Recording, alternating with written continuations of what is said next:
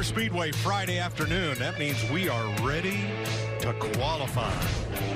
It's the Monster Energy NASCAR Cup Series on a cool afternoon. Sunny and warm at noontime during practice, and now the air temperature is 69 with that breeze. It feels about 60, and the track temp barely 72 degrees.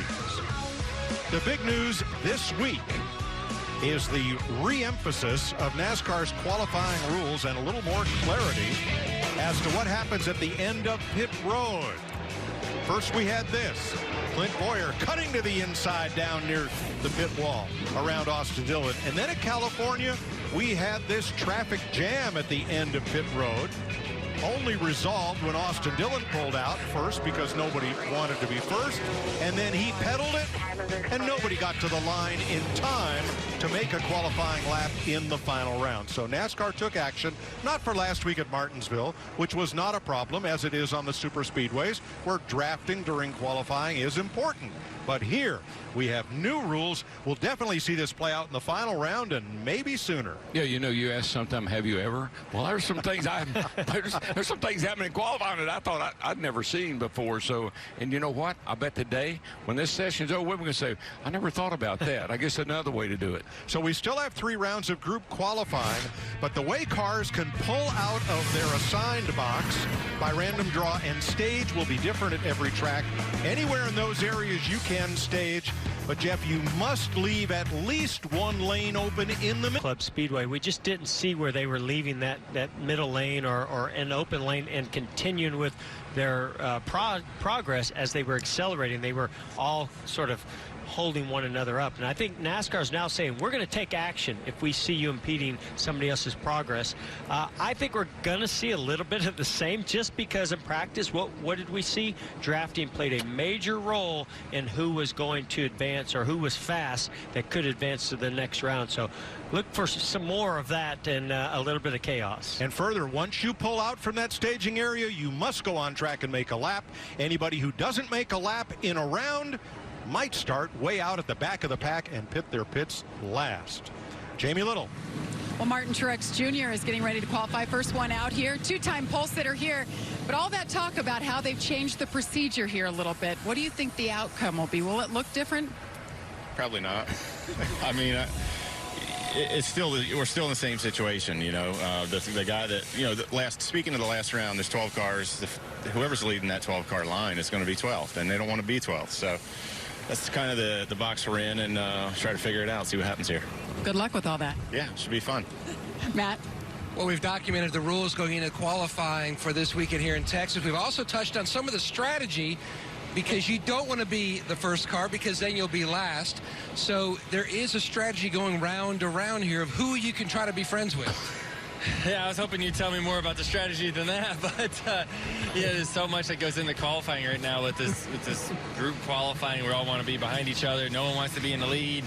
Everyone's watching the time go down, and now the penalty's bigger if you don't make a lap. So there's a lot to think about, especially as that clock starts winding down on what everyone's going to do. But it'll be very interesting. I can tell you that much. But I have a fast Shell Penzo Mustang, as long as we get in the right group with the right cars around you. And you can have all these plans, but you know, when you get down there, it kind of turns into chaos. You don't know who you're going to get behind and who's going to jump who at the last second, and it's hard to make a plan. You just got to be ready for anything. All right, well, chug it. Hurry up and get in the car. Mike?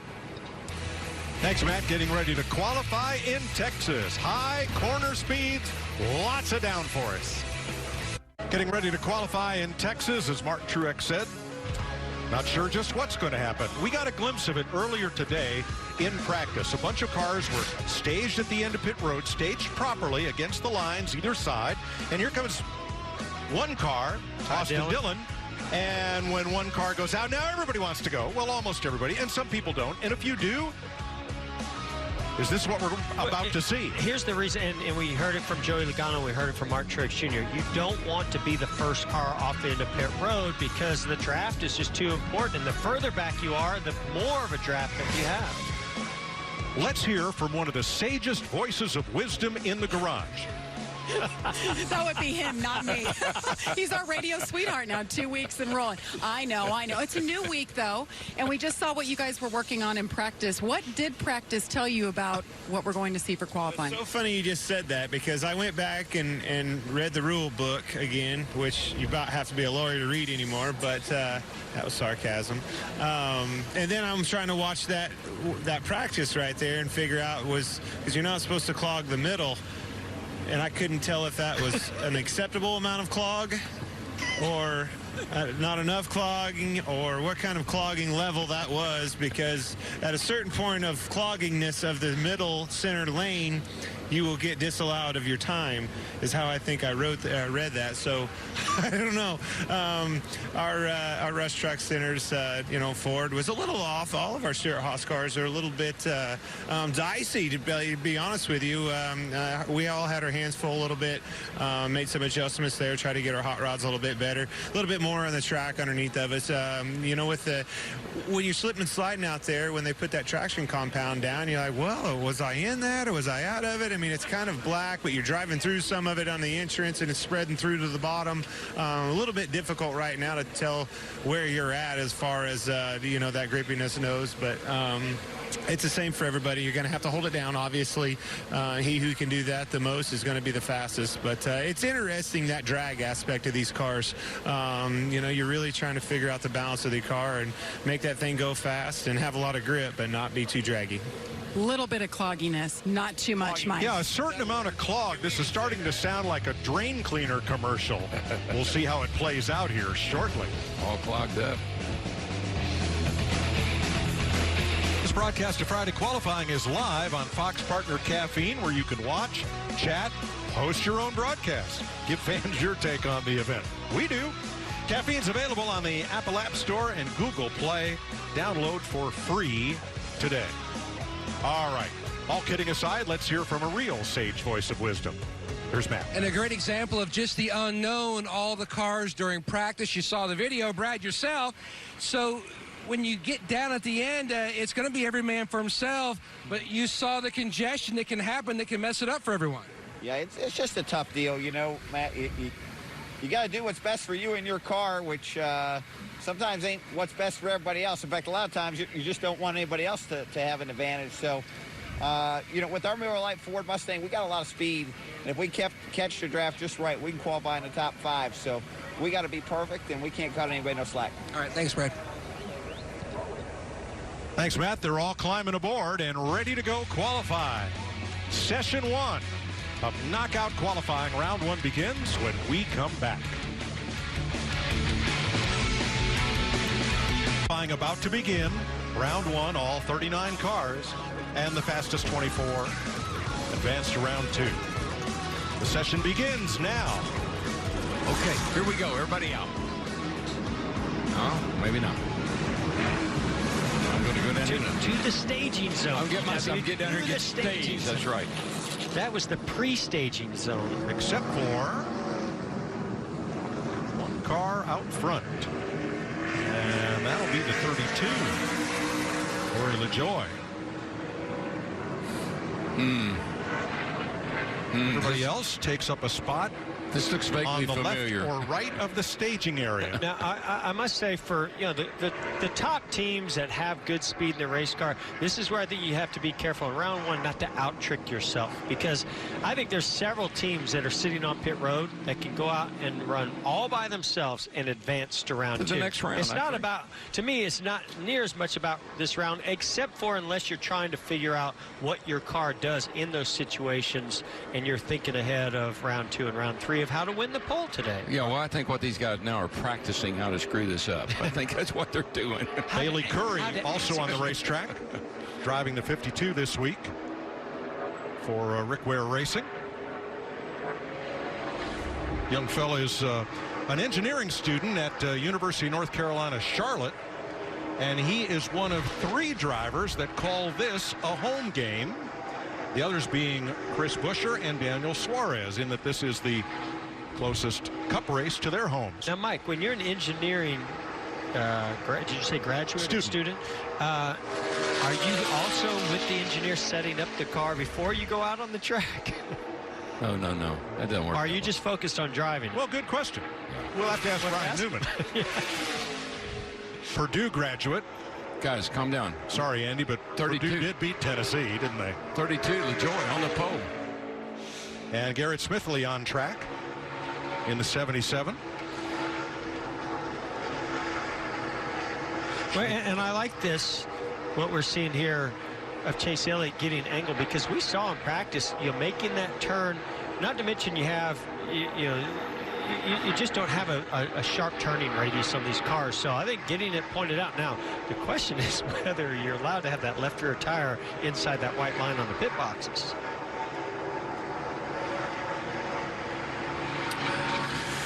Well, we'll know next week if that's legal or not. Bailey Curry second quick, 30-23. His teammate B.J. McLeod moves up to second on his second lap. And I think we feel that for all of these drivers, it's going to be a 2-lap run, and the second lap will be the money. Yeah, it seems that way. With a 550 horsepower engine, it takes a little, it takes a lap to get them wound up. So I would expect them to run 2 laps. Yeah, we saw a pickup 2 to 3 tenths from lap 1 to lap 2. Yeah. Guys, I will say this. Don't bank on the 2-lap deal. They may wait it out to where they only have enough time to run 1 lap. I'll be anxious to see. All right. I know we're basing that off of practice. That looks like they went down there and told Chase Elliott, I'm sorry, you can't be inside that white line. Now, here comes Timmy Hill. And there's a speed limit. Yeah, there's a speed limit on pit road. And he just got... So if you exceed the speed limit exiting, as Timmy Hill did, you have to come right back in. You cannot run a lap for time. If you exceed the speed limit returning to pit road, your time is disallowed. And that is something new that they've implemented just, over the last couple races. So a lot of drivers are still getting acquainted with that. Here's what Timmy Hill said. All right, yeah, I forgot to do that. I forgot that, sorry. You know what, Mike, it's so complicated now. They should have a driver's meeting before we do qualifying. And note his crew chief is Brian Keselowski. That's Brad's brother. Maybe this wasn't the best time to point that out, but they'll get it right. They both, the driver and the crew chief, both forgot about it. No problem. So 4 drivers have taken time, and there's 5 minutes, 50 seconds to go. And here we are, right back to last week. Ty Dillon. Thank you, Ty Dillon. Ty and Austin Dillon, here they come. Watch them all go now. Yeah, here and that sparks movement. And that's what's so wild about this. It's just that nobody wants to be the first one off pit road because they know everybody is going to get in line behind you and use you as a pick. But this I don't get it. So you don't want to go, you don't want to be the first one out there, but when everybody goes, we all go. When somebody goes. So, yeah, so when somebody, so now we're going to complain about somebody being in my way.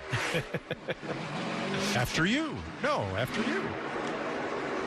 Well, is there anybody left on pit road? There are, no one is left in the staging area. All right, now, so as these cars are accelerating around turns 1 and 2, getting up to speed, the cars that left pit road earlier are going to start catching them on the back straightaway right about now. But you know what I see? Now, the guy's done a pretty nice job because they're spaced out pretty evenly, and that's the way you get the best draft if you got a gap between you and the car in front of you, a little gap to catch up to. You see how they're all spaced out pretty evenly?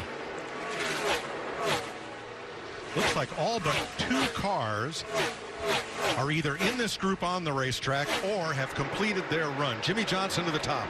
Boy, that 48 car has been bad fast all day long. Byron and Bowman, that's 3 Hendrick drivers in the top 4, and Chase Elliott, 4 out of the top 5 Hendrick Chevys. Yeah, and that's what I was going to say at the opening of our show here is they executed really well in practice to utilize this draft. Had a fast car. Oh, Bowman's in the wall, right side damage. Wow, big damage. I can see that right front fender all caved in. Oh, the whole right side. Whole right side. She's done. Debris on the 2. Probably, guys, just stay up there. Caution for debris. After and you see the 20, that should be enough to get you down. This will stop the clock, and these laps do not count. We did have an issue a couple of weeks ago where a caution came out, and as cars came to the line, their laps were counted.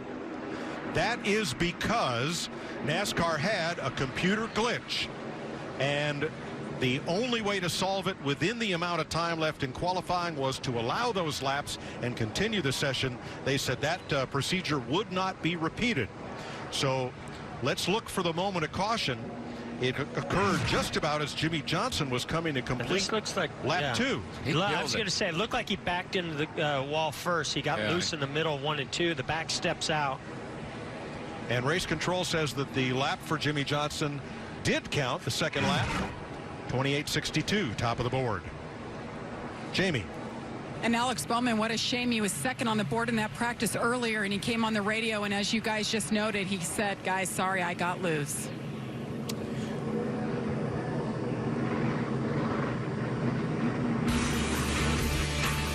Round 1, still with 3 minutes, 50 seconds to go.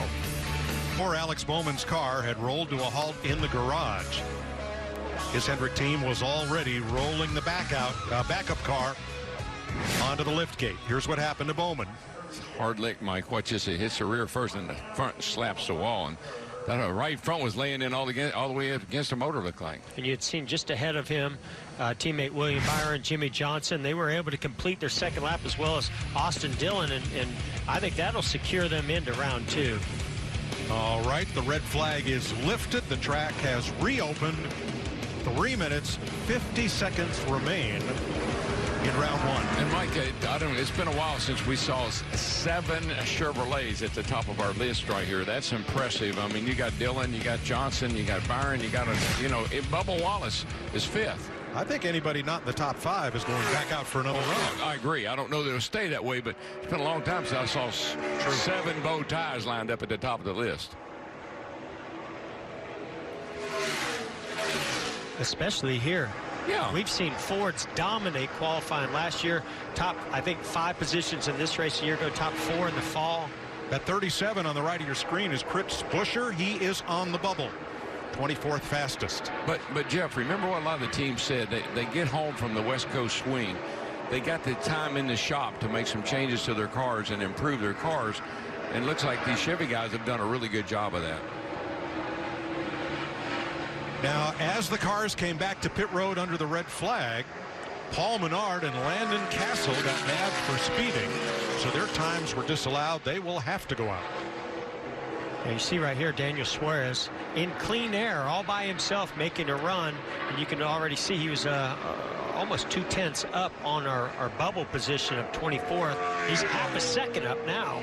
So, I mean, this is what I was talking about. No, I don't think there's any reason. If you're a team at the level of Stewart-Haas Racing and Daniel Suarez, no reason for you to go out there trying to track. I agree. All right, Clint Boyer is on the bubble. No, he's been bumped. David Reagan is on the bubble, and so it begins. So now we ask the question, when are you impeding someone? We'll see. Boyer leads a big group off of pit road. Virtually everybody that was there. Now here comes Ryan Newman. Looking to pull into a spot, and I'd be curious to see how NASCAR handles that, because he was in line and then pulled out to the center lane and then pulled back in. Larry, what do you think? Exactly. He was already in line, Jeff, and he pulled out to try to move up forward. In my book, that is not keeping that center lane open. So, we're going to see what they say. David Reagan on the bubble, 29:33 is the time to beat to move into round 2. And so Daniel Suarez in the 3rd position, completely clean lap, not using the draft. Let's watch to see what happens to these times as they drop, as these cars finish their laps in the end of round 1. Well, the first car on the track, which was LaJoy, he's still in the top 24 right now. Reagan out, Hamlin out, Boyer out, LaJoy out, Larson out, Kurt Busch on the bubble. See a lot of movement. Yeah. About mid-pack. Oh, Kurt Busch really loose right there. That's going to affect his next lap. He had to get completely out of the gas. And Kurt Busch is out. His brother Kyle now is the bubble car. He's going to make it back around to the line. He could maybe complete another lap, but I just don't know if he has the car right now. Kyle's out. DiBenedetto on the bubble. And you have to beat 29:11. David Reagan bumps back in, and he's out. Eric Jones McDowell is out. Priest is out. Blaney's out. DiBenedetto out. Big shakeup. 3, 2, 1. Now expired. All cars can come back. And I think Clint everybody's Boyer. coming back to pit road. Boyer. And now that's very interesting. His teammate Suarez makes it in clean air in 6th, and Boyer was the first one to lead those cars off pit road and did not advance. By 26 1/1000ths of a second. Clint Boyer will not advance to round 2. Jimmy Johnson is fastest in round 1.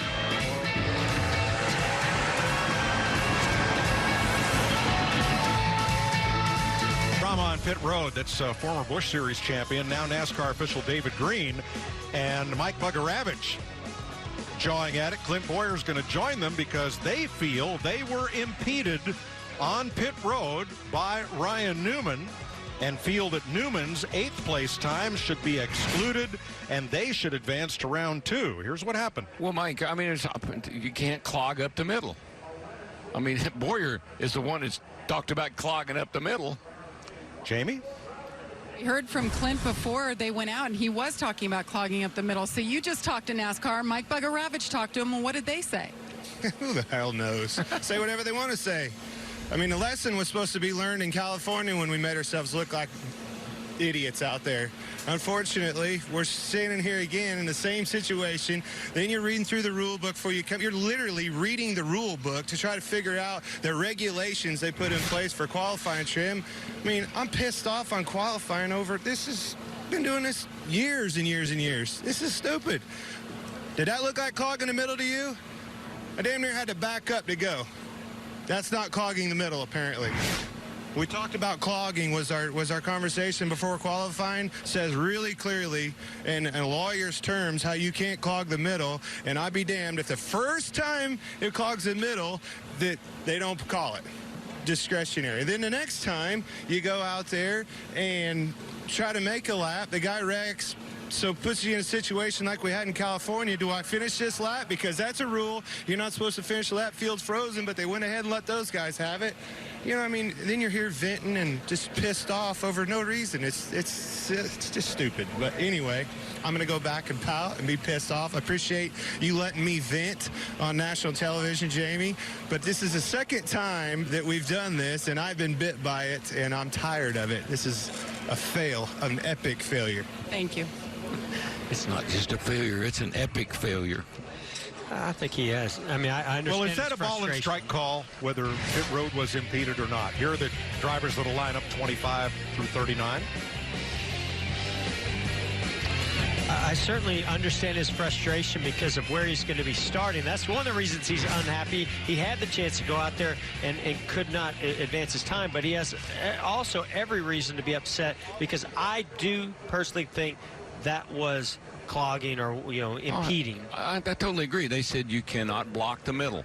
It may not have been intentional, but that's what happened. From the camera angle from the end of pit road, and every angle is different, but Clint Boyer was so close there to Newman when Newman stops, he couldn't get around him. But was there enough room to Newman's right for a call? And there was, because the angle that Clint came out at, he didn't have enough steering angle to get to the right side of the 6. The problem that I have is that the 6 was in line behind the 47, then got out of line to try to get in another spot. That's why I think NASCAR could have looked at this a little bit differently. Okay. Now, the 6th place driver in round 1, Daniel Suarez, had no advantage of a draft, was out there all by himself, and posted a top 10 time. Yeah, that was a great lap. I mean, and to me, no drama, right? He was out there by himself, basically, without any drama. Now, Jimmy Johnson here, the lead car that was fastest in that round, backs up the speed that he showed in practice. Looks like he might be the car to beat here today, but great job to Daniel Suarez staying out of the chaos. First time epic since Phoenix in March 2018 that Jimmy Johnson has been fastest in a qualifying round. So we move on to round 2. The track is open, 10 minutes. Pardon me, can I get in right here? Thank you very much. At least it's only 24 cars this time. Yeah, I mean, that's certainly going to help things a lot. And so much of this comes down to execution. And each round, as we get closer and closer to going for the pole, you're going to have to execute the draft, and you're going to have to do it really well, which means you want to be as far to the back as possible, and you want to make sure you're not closing up on that car too much before you start to make that second lap, and that car ahead of you is one of the fastest cars out there. Well, and that's pretty hard to do in that first round when so many cars are on the racetrack, and timing that all out and getting the right, getting the benefit of the draft. Be a little bit easier in this round. But in round one, I like the idea of going out early, and then when everybody goes, when you're on your second lap, you're catching cars. You're getting advantage of the draft if you're one of those first to come out. If you can time it right. Yeah. I mean, I saw Ty Dillon. He caught that group that was still rolling off of pit road, and I think he may have caught him a little bit too quick. But, yeah, if you time it just right, I agree. That would be a nice way to go about it. 10 Chevys, 10 Fords, and 4 Toyotas. You know what David Green's saying? I'm just the messenger. Poor David. And the clock keeps ticking. I thought last week was about clocks. It was. One big one at the end. The winner got the clock last week. I'm not sure who gets it today.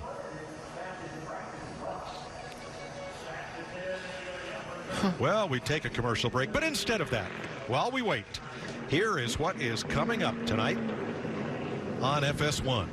NASCAR's Tough Trucks take on Texas, 9 p.m. Eastern Time on FS1 and on the Fox Sports app. You know what, Mike? I watched the Gander trucks. They qualified. I didn't see any drama there. Now, see, here's something similar. The 22 moves from the inside lane. He rolls down, but then goes back into the outside lane. Now, the difference is he's not impeding, or he's not, using up as much of the space. But still, I don't know if he should be allowed to do that. Well, there is a portion of the rule that says when you pull out from staging, you must continue on to the racetrack. That's the way I read it, Mike. But I guess he hasn't left staging. It all depends on what your definition of is, right? Or staging or impeding. All those guys, he's in a box, though, now. He can't go anywhere until Ty Dillon in that 13 car moves. You're absolutely right, Larry. You know when he'll move, Larry? With about 2 minutes to go.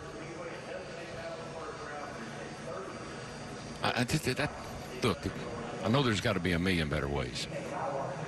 Just my opinion. He's actually backing up now. He heard you, Larry. I'm going to back up, get a little more room just in case. Is that legal? Can you back up on pit road? Well, parallel parking is an art. Larry, what do you make of all this? We got to fix it. We've got to fix it. The good thing I know is we have 2 short tracks the next 2 weeks, and then we go to Talladega for single car qualifying. I've got to agree with Clint. We have to look at this and reevaluate it, because this is not good for anybody. Yeah, well, Larry, what we've done, we've taken something pretty simple, qualifying for the race, and turned it into something that's so confusing I don't even think the drivers know what they're doing. So, Larry, if you're at the back of that line, when do you need to leave to make sure you get a lap in and don't get sent to the back of the grid? Yeah, you've got to maintain pit road speed, Mike, and we know a lap time is around 29 seconds, so I would be nervous leaving anything less than about 45 seconds. Now, if you're going to do 2 laps, you're looking at about 1 minute and 20 seconds, and right now we're closing in on 5 minutes. Yeah. And the way we saw them, I won't use the word clog, that's been overused here tonight, but the way they maneuvered for position, if you're toward the back of this group, it's going to take a while to get off pit road because of 2 lanes trying to funnel down into 1 lane. Exactly. Just as we saw in California, and doesn't look to be as much room here. Yeah, I've been pretty adamant about this, and I'm going to back it up here today. I really believe that wherever you're parked on pit road, when they put the cars in, and we're sitting there before qualifying, when you pull out of that space, that parking space, I believe you should have to continue on to the racetrack and make your qualifying run. I don't agree with this staging area. It, you know, it just, to me, all it does is creates what we're dealing with right now, which is all this chaos and all these cars going down there and trying to jockey for position. So you pull out of your box, keep going. Keep going. Yeah. You have to keep going. That, or else you run 2 rounds like we do now. In the final round, the top, whatever 12's left, they go out one at a time. By themselves, clean lap. That way, the fastest car. Yeah, rapid fire. Doesn't necessarily clean up our round 1 and round 2, but, no, but round 3, I agree. I think that could be a nice. I think we get the nice benefit of doing it, you know, kind of both ways. I'm going out on a limb and saying that there's about 6 cars 4 minutes.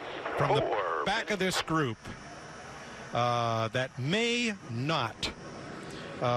Anybody back here, if they don't start moving and get going at about the 2-minute mark, they're not going to get back to this line in time, because you cannot come down pit road. Look at Daniel Suarez. Down through the pit boxes. Look at Daniel Suarez. Now, I hope he's not speeding off the end of pit road, but he did exactly what he did in round 1, and I love this strategy. Look at He caught them completely sleeping. I think the 13 just backed up against the 22, so he couldn't get around him. Well, he got a good clean lap in round 1. Here we go again. Guys, in my book, what Ty Dillon did is pulling out in the go lane and then backing back up in your spot. That is wrong. Well, watch it is the wrong. 13 and it's the against 48. the way the rules were written. Watch him right here. He's going to pull out, and now he's going to back up. And look, everybody jumped. Everybody thought, okay, I'm going to go. Here goes the 13, and then he backs up, and they go, okay, I'm going to back up. I'm with you, Larry. We got to fix this. And I'm so anxious to see what Daniel Suarez runs. He's going to advance. Yeah, because half the other guys are going to be still on pit road or on the racetrack before they make the clock. I like myself a nice, clear, clean track. No distractions. Pretty good lap. 29.0. 29.02 now Suarez. If he can pick up, 2/10 like we've been seeing they typically picked up on lap 2, I think that's going to advance him to round 3. Can you believe nobody went with him? Well, I don't think they even saw him coming. He was back in his pit box. The spotters had to see him, Jeff. There he is, 2.5 tenths faster. Almost 3/10 faster than that lap. I believe that gets you through. I do too. 28.74. 28.74, even faster than he ran. All right, here we are, boys. 2 minutes. I don't know. 2-minute drill. Somebody's got to move pretty soon here. Somebody's fired up. Here we're getting close, guys. Reaching for the switch. I think Minute 48. Right now they just Remember heard your time, right? They heard what Daniel Suarez ran. They said, man, that sounds like a good plan. A minute and a half. Be on ready. So you heard a minute and a half. Here we go. We're getting ready. We're coming up on a minute and a half right here. What they're not accounting for at a minute and a half, and Larry, I know, is laughing right now, is everyone leaving at one time at a minute and a half. And that's what had to happen. Austin Dillon and those cars in the back started moving. Gear. Not yet. Two inside. But not yet. If William Byron holds them and Paul Menard, oh, here we go. Now they start to roll. Not yet. Start. Go. Go. Go. Go. In my book, every one of those cars in the middle clogged the center. I agree. Yeah, Larry, even the 12 car Ryan Blaney rolled off so slow in front of him that you could argue that. And he knew what the time was, that he's going to prevent quite a few of these cars, a couple of these cars, from possibly not making it to the line for their second lap anyway. Oh. Well, cars on the track. We got 40 with 39, 38, 37, 36. So some of these cars are only going to get one lap. Well, it's going to be real close if Brad Keselowski, who's at the tail of this line, if he gets 2 laps. No, but when they're all bottled up like this, if a guy in front of you has trouble, there goes his lap and yours. And that's the problem. He's behind Bubba Wallace. That's probably going to hinder him a bit anyway. Kevin Harvick getting passed by his teammate into turn 3. It's going to be close on those last 4 cars.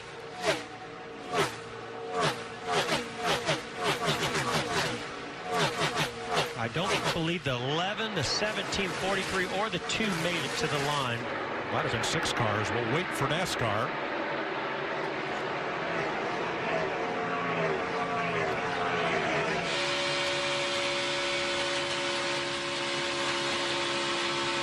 They are saying that Almirola, Harvick, and Larson had seen the flag and will get just the one lap. Johnson back to the top. Hemrick and Logano and Suarez holds up there in the top 5 with that lone lap of his.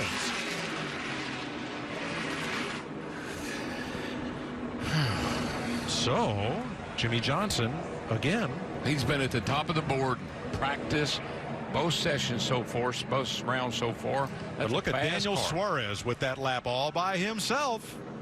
It was a good one. We're going to take a minute and sort this out for you, and we'll come back and let you know the 12 that are moving on.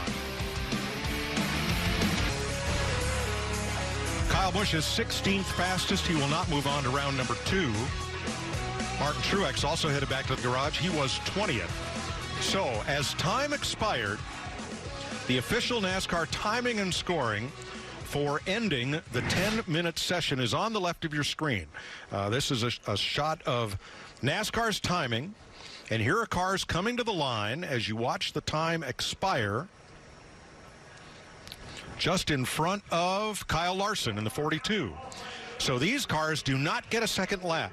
Kyle Larson, Martin Truex, I think that's Daniel Hemrick, Chris Buescher, Eric Jones, Denny Hamlin, Ricky Stenhouse, Bubba Wallace, Brad Keselowski.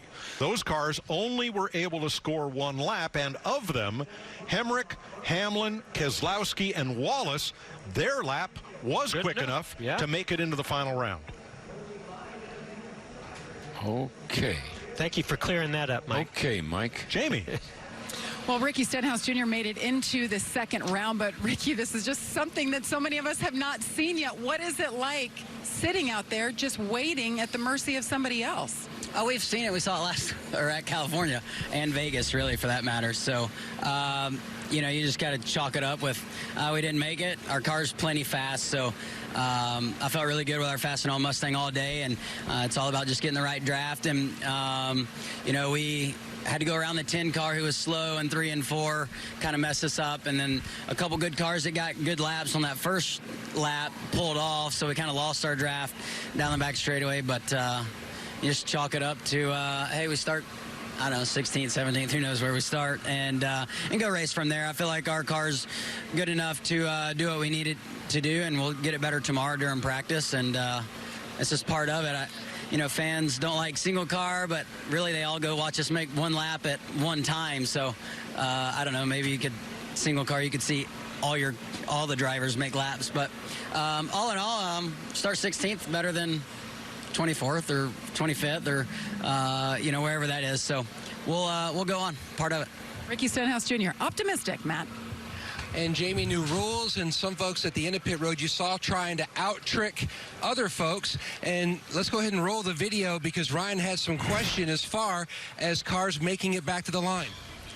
Yeah, I haven't seen the video yet, so I don't know. But yeah, I don't know. They told me a couple cars didn't make it that are ahead of us. I don't know.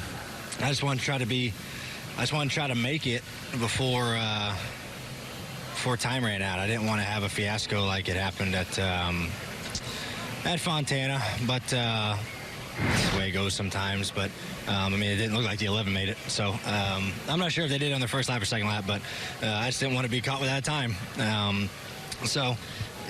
well, I thought our car was pretty good. We're on a pretty good time with it by itself with no draft. Just need someone in front of you. So I think we can come from there. I thought our car made good gains in practice, and we get a better idea for what it's going to be like tomorrow in race trim. We'll see people move around with that compound down on the racetrack. I'm interested to see maybe the truck race tonight will move around, but no, can't really do much about it. Just thank Menards and Cardell and Ford for doing what they do, and hopefully we'll have a shot at it come Sunday. Thanks, Ryan. Mike? So, Matt, he was right. 4 of those drivers were quick enough on their first lap, even though their second lap did not count. So Blaney leads the group of 12 that will occupy spots 13 through 24 here on Sunday. Missing a transfer by 2.5 hundredths of a second. So that means that 7 Chevys, 3 Fords, and 2 Toyotas will square off in the final round for the Busch Pole. Well, and I was pretty impressed with the time that Daniel Hemrick put up. You know, he was second to Jimmy Johnson in that round and only ran 1 lap. So he might have something for Jimmy Johnson. I tell you, that Jimmy Johnson has been impressive today, though, Jeff. You got to admit, he's been at top of the board all day long. But look at Jimmy Johnson, Daniel Hemrick, you mentioned, Suarez, and Austin Dillon. Each of them have only 4 laps on their tires. Yeah, and, you know, we did see some cars where handling was playing a role, but for the most part, these guys look like their cars are pretty well locked down. But as we know, you know, this place, turns 1 and 2, it's flat down there. Your car has to handle there. I think 3 and 4, they're going to be wide open and going to be looking for that draft. I think that where this is going to get very interesting is back to this clock about when you leave, because I don't think in this round you're going to want to be the first car off pit road, not if you want to try to win the pole. Nice bright spot for Bubba Wallace, making it into the final round there. I'm telling you, Mike, I am impressed with the performance of these Chevy teams today. They have really stepped it up. Daniel Suarez snookering them again. You know what he says? Catch me if you can. Yeah, I mean, he does have really good speed, right? He ran in the 70s. If they can make this car go a little bit faster, I think Daniel Suarez is saying, I have a better shot of being in the top 5 if I can run a single car run by myself. I might not win the pole, but I also am not going to get caught up in all that mess. Well, you know, and I think the pole is really important. You think back to last week, I believe that Brad Keselowski, the pit selection that he had and the pit stall he had was right near one of the timing lines. Remember how many times he shot out of his pit to be the first car off pit road? That's why this is so important to these guys, to get a good qualifying speed so you can pick the pit you want. Did Daniel Suarez just get out of his car? No, that was there, Eric Almirola. Almirola, excuse me, not Suarez. Suarez on the track finishing up his laps. And Eric Jones rolling out.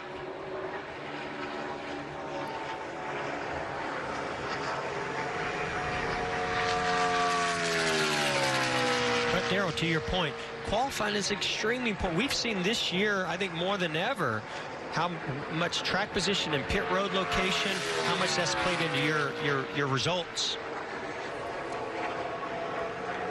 All right, so Daniel 29.02, just like the last round, his first lap. And he's picking up almost exactly, maybe even a little bit more if he can get off of turn 4, about the same as he did in round 1. It's round 2. It's a little cooler now. The track's cool. The traction compound, I think that's working.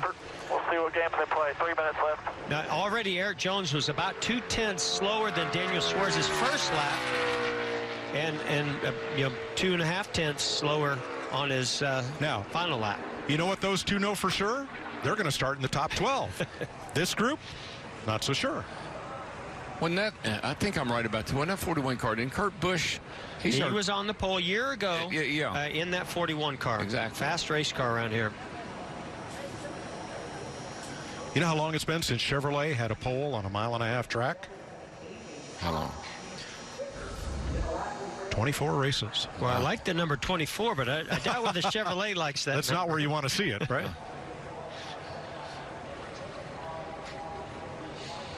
Mike likes 39. It's his favorite number. So I'm guessing that somehow NASCAR must have determined that his lap did not count from round 2, or was he not? Oh, he wasn't in the top 12. For some reason, his car's still on pit road. Don't do that, Jeff. I'm confused. This is confusing enough. Yeah. Mike said he got out of his car and he's going down to. I said, what's going on here? He and his team may have thought that they advanced, and then once the round starts, you're not going to move cars to the garage. They'll just let it sit there. Right. Guys, we're closing in on a minute and a half. I feel like these 10 drivers, they have to leave here shortly, get organized enough to at least try to run 2 laps. It's not looking good for 2 laps. I think they're going for 1 lap. 2, 1, 120. Logano. Started roll stopped. Keselowski the same. The 3. It'll be Dillon first. 108, 107, 106. And they're off. Hamlin in front. Here we go. So we know that some of these cars are not going to make 2 laps. I think right now, maybe they saw a few of these guys like Hemrick and Keselowski that only made 1 lap. and ran some pretty fast times. I think Jimmy Johnson's in a pretty nice position here. He's got Austin Dillon and Denny Hamlin ahead of him, and those are pretty fast race cars. Yeah, I think Hamlin's a sitting duck where he is. He's first car out there. I just wonder if Jimmy's not too far back. William Byron's right there behind Jimmy Johnson, teammate. 30 seconds, and again, it may be tight on some of these cars being able to make 2 laps. You know, it takes 29 seconds pretty much to run that first lap. I think Jimmy Johnson did not get the gap to Austin Dillon he was hoping for. I don't think he's close enough to get that run, but Austin Dillon made a great run through 3 and 4 I think behind Austin the Dillon's 11. a guy to watch because he is getting a heck of a draft off that 11 car. 3, 2, 1. Time it expired. 13-8, 22. 13-8, 22, 2, 43-9. He's A lot of green there on the right. Jimmy Johnson, William Byron, Ty Dillon. Chase Elliott at the top. Ty Dillon's lap is not going to count.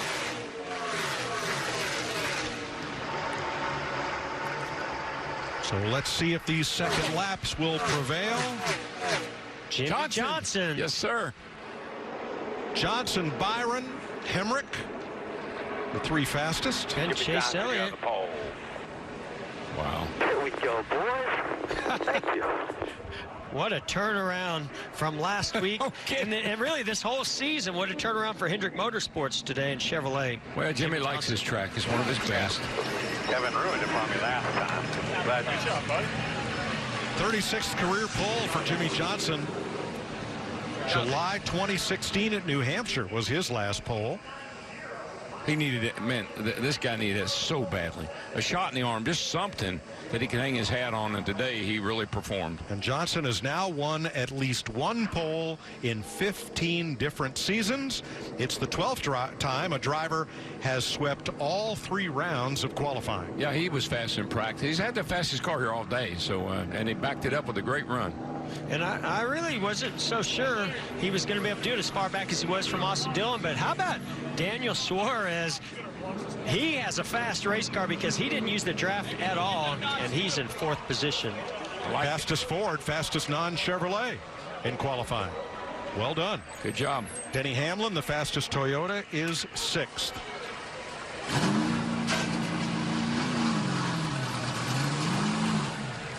Second front row sweep this year for Hendrick Motorsports, and the first time they have done it in Texas. Jimmy Johnson, William Byron.